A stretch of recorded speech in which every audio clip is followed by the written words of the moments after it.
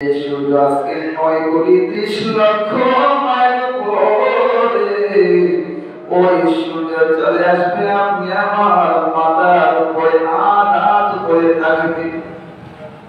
আপনি বলেন ও আসলে ময়দানে কোন ছায়া পাওয়া যাবে না। দুনিয়ার জমিনে কাছে ছায়া আসবে না,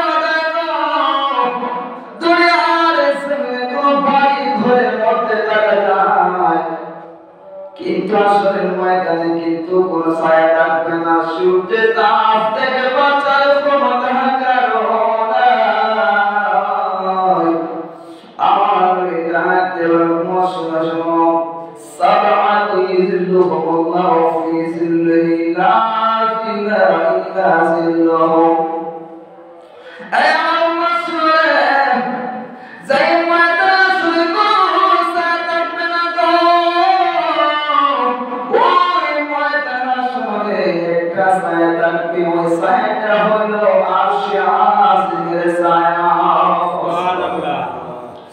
আমার নবী বলেন মতরে আরশে আজিমের ছায়া ছাড়া কোন ছায়া থাকবে না। ও মায়ের নবী, তাহলে ওই ছায়া নিচে কারা কারা থাকবে? আমার নবী ডাকতে বলেন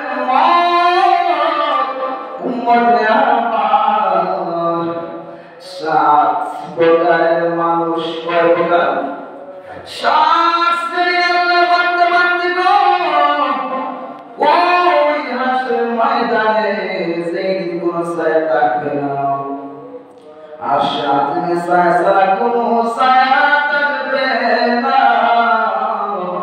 আমার নবী বলেন 7 প্রকারের মানুষ ওই দিন আরশে আজিমের নিচে ছায়ার মধ্যে থাকবে। সুবহানাল্লাহ। আমার নবী বলেন মতরে ও উম্মতে আমার 1 নম্বর হলো ইমামুল আদিল, অর্থাৎ নেককার শাসক, নেককার বাদশা, নেককার বিচারক। বিচারক যে ব্যক্তি সমাজে, রাষ্ট্রে, দেশে, পরিবারে যে ব্যক্তি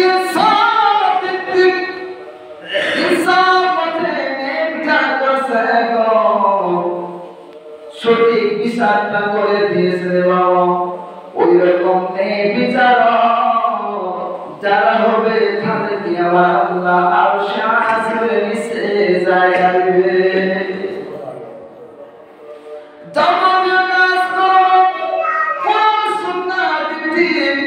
মধ্যম পন্থা অবলম্ব করে বিচার করার নাম হচ্ছে আমাদের ন্যায় বিচার। যারা করবে সমাজে, রাষ্ট্রের মধ্যে ন্যায় বিচার প্রতিষ্ঠিত করবে, ওই ন্যায় বিচারকদেরকে আমার আল্লাহ ময়দানে পুরস্কার দিবেন বাবা।